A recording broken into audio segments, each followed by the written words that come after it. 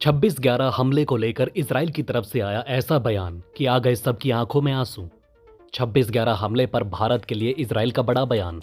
भारत के लिए मरने मारने की कसम खाई इजराइल ने।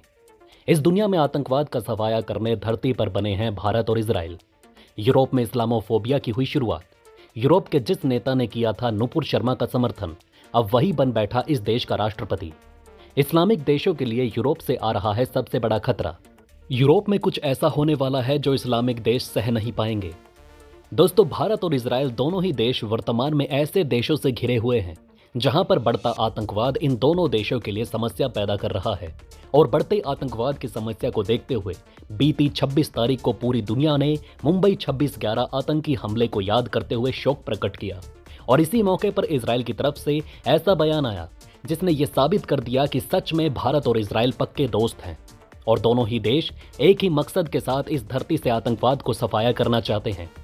दरअसल बीती 26 तारीख को 26/11 आतंकी हमले के संदर्भ में शोक प्रकट करने के सिलसिले में इजरायली महावाणिज्य दूत कोबी शोशानी ने भी रविवार को मुंबई में दर्द भरा शोक जताया। उन्होंने श्रद्धांजलि देते हुए कहा कि भारत और इजराइल का डीएनए दोनों देशों के बीच मजबूत बंधन की नींव है। वो बोले कि आतंकवाद के खिलाफ लड़ने के लिए भारत और इजराइल दोनों का डीएनए दोनों देशों के बीच मजबूत बंधन की नींव है।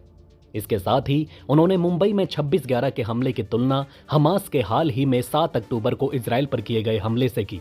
भारत के समर्थन को स्वीकार करते हुए शोशानी ने विशेष रूप से चुनौतीपूर्ण समय के दौरान सहायता के लिए भारत को धन्यवाद दिया। उन्होंने आगे कहा कि भारत को बहुत बहुत धन्यवाद। भारत से हमें जो समर्थन मिलता है वो हमारे दिल को छूता है।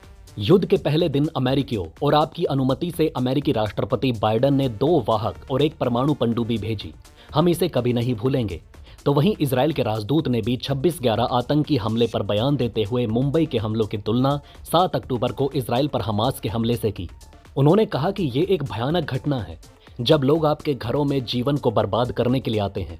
वो दहशत चाहते थे, वो इसे प्रसारित करना चाहते थे, बिल्कुल हमास की तरह। उनका उद्देश्य न केवल हत्या करना था बल्कि जीवित लोगों में दहशत पैदा करना और उन्हें डराना भी है। हमास ने 7 अक्टूबर को इजराइल पर अचानक हमला कर दिया। इस कारण इजराइल हमास के बीच युद्ध शुरू हो गया। इजराइल के राजदूत गिलोन ने कहा कि आतंकवाद के खिलाफ लड़ाई में कोई अगर मगर नहीं है। सभी देश इस खतरे को खत्म करने के लिए मिलकर काम कर रहे हैं। हम भारतीयों को बता रहे हैं, भारत आज ही नहीं हमेशा से इजराइल के साथ खड़ा रहा। जब भी हमें जरूरत होगी भारत हमारे साथ है। भारतीयों को जानना होगा कि हम आपके साथ हैं। जब आप आतंकवाद से लड़ने आते हैं कोई किंतु परंतु नहीं होता। हम दोनों ही देश आतंकवाद से लड़ रहे हैं और हम दोनों ही देश इसे मिलकर खत्म करेंगे। अब जिस तरह से इजराइल की तरफ से 26/11 आतंकी घटना की बरसी पर बयान आया है, उसने ये तो साबित कर दिया कि इजराइल भारत के साथ हर स्थिति में कंधे से कंधा मिलाकर खड़ा है। और जब बात आती है आतंकी हमलों की, तो भारत और इजराइल दोनों ही देश एक दूसरे के लिए मरने मारने को तैयार हैं।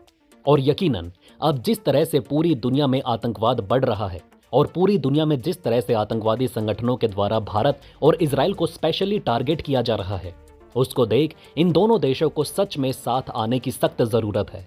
और दोनों ही देश अब ये बात अच्छी तरह से जानते हैं कि कोई इनके साथ खड़ा हो या ना हो, इन दोनों देशों को एक दूसरे के बुरे समय में एक दूसरे के साथ कंधे से कंधा मिलाकर इस आतंकवाद के खिलाफ लड़ना ही होगा।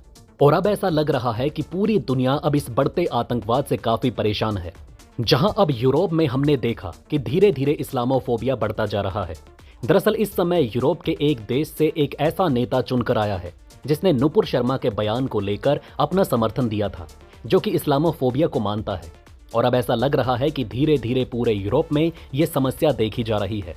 एक टीवी शो के दौरान पैगंबर मोहम्मद पर अपनी टिप्पणी के लिए आलोचना झेलने वाला बीजेपी का पूर्व प्रवक्ता नुपुर शर्मा को सपोर्ट कर भारत में चर्चा में आए ग्रीट विल्डर्स नीदरलैंड के अगले प्रधानमंत्री बनने वाले हैं। एग्जिट पोल्स के मुताबिक डच संसदीय चुनाव में उनकी पार्टी फॉर फ्रीडम पार्टी को सबसे अधिक सीटें मिलने का दावा किया गया। इन नतीजों का प्रभाव पूरे यूरोप पर पड़ने की संभावना है। ग्रीट को मिल रहा जन समर्थन ये बताता है कि यूरोप में इस्लामोफोबिया बहुत तेजी से बढ़ रहा है। विल्डर्स पैगंबर मोहम्मद के बारे में आपत्तिजनक टिप्पणी करने के अलावा इस्लाम को पिछड़ा धर्म बता चुके हैं। विल्डर्स कई बार कह चुके हैं कि वे नीदरलैंड में मस्जिदों और कुरान पर प्रतिबंध लगाना चाहते हैं। विल्डर्स ने नुपुर शर्मा प्रकरण के समय अपने सोशल मीडिया अकाउंट पर लिखा था कि अलकायदा जैसे इस्लामी आतंकवादियों के आगे कभी ना झुकें। वो बर्बरता का प्रतिनिधित्व करते हैं। पूरे भारतीय राष्ट्र को अब नुपुर शर्मा के पक्ष में एकजुट होना चाहिए और उनका समर्थन करना चाहिए। अलकायदा और तालिबान ने वर्षों पहले मुझे अपनी हिट लिस्ट में डाल दिया था। एक सबक आतंकवादियों के सामने कभी ना झुकें, कभी नहीं। दरअसल अभी 5 महीने पहले ही जुलाई के महीने में स्वीडन में कुरान जलाई गई, जिसको लेकर सभी मुस्लिम देश भड़क उठे और यहां तक कि इस्लामिक सहयोग संगठन ने भी स्वीडन के बर्ताव पर निराशा जताई। और सोचने समझने वाली बात यह है कि इस्लामोफोबिया की घटना जो पूरे यूरोप में घट रही है, ये उन देशों में ज्यादा हो रही है जो कि पीसफुल कंट्रीज माने जाते हैं, जैसे स्वीडन, फ्रांस और अन्य देश जो कि पूरी दुनिया में सभी पैमाने पर शांति पसंद देश में पहले स्थान पर आते हैं। लेकिन पिछले कुछ वर्षों में यहां देखा गया कि जिस तरह से पूरे यूरोप में मुस्लिम लोगों की आबादी बढ़ रही है, खासकर इन देशों में स्वीडन, नॉर्वे, आयरलैंड, नीदरलैंड और अन्य देशों में जो संख्या बढ़ रही है, उसको देख यहाँ के लोग काफी ज्यादा परेशान हैं।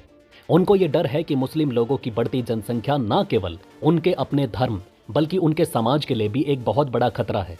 और ये खतरा मुस्लिम धर्म से उनको लगता है, क्योंकि जिस तरह से आतंकवादी घटनाएं पूरी दुनिया में हो रही हैं, उसको देखकर जो डर लोगों के अंदर उत्पन्न हो रहा है, यही इस्लामोफोबिया है। और हमने देखा है कि पिछले 4-5 सालों में किस तरह से फ्रांस से लेकर ब्रिटेन कई जगह ऐसे लोन सर्वाइवर के हमले हुए हैं जिन्होंने लोगों को भयभीत कर दिया है।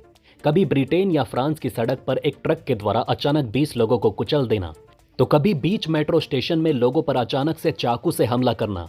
ये एक वुल्फ वॉरियर आतंकवादी घटना कहलाती है, जहां पर एक आतंकी का मकसद ज्यादा से ज्यादा लोगों को मारना और उनके अंदर डर बैठाना है। और ये आतंकी लोग जो इन घटनाओं को अंजाम देते हैं वो आम लोग होते हैं, लेकिन उनके पीछे इस्लामिक स्टेट की आतंकी विचारधारा काम कर रही होती है। जहां हमने देखा है कि ज्यादातर लोग किसी आतंकी संगठन से जुड़े नहीं थे, लेकिन वो इस्लामिक स्टेट आतंकी संगठन के विचारधारा से प्रभावित थे। उनकी वीडियोस वगैरह देखते थे जिन्होंने उनका ब्रेन वॉश कर दिया, और उसी के चलते हुए लोगों पर चलती भीड़ में ट्रक चलाना, बीच भीड़ में चाकूबाजी करना, ऐसी आतंकी घटनाओं को अंजाम देने लगे, जिसने यूरोप के लोगों में और ज्यादा खौफ पैदा कर दिया। और यही बाद में आकर पूरे यूरोप में इस्लामोफोबिया में बदल गया। लेकिन अब यकीनन मुस्लिम देशों को कुछ करना है तो उनको सबसे पहले इन कट्टर आतंकवादी संगठनों को बंद करना होगा। तभी जो इस्लामोफोबिया का डर है लोगों के मन में, वो जा पाएगा। और इसके लिए सभी मुस्लिम देशों को साथ आना होगा, अन्यथा ये इस्लामोफोबिया इतना बढ़ जाएगा कि फिर यूरोप में मुस्लिम लोगों का रहना मुश्किल हो जाएगा और वो खुद फिर सांप्रदायिक दंगों के शिकार होंगे।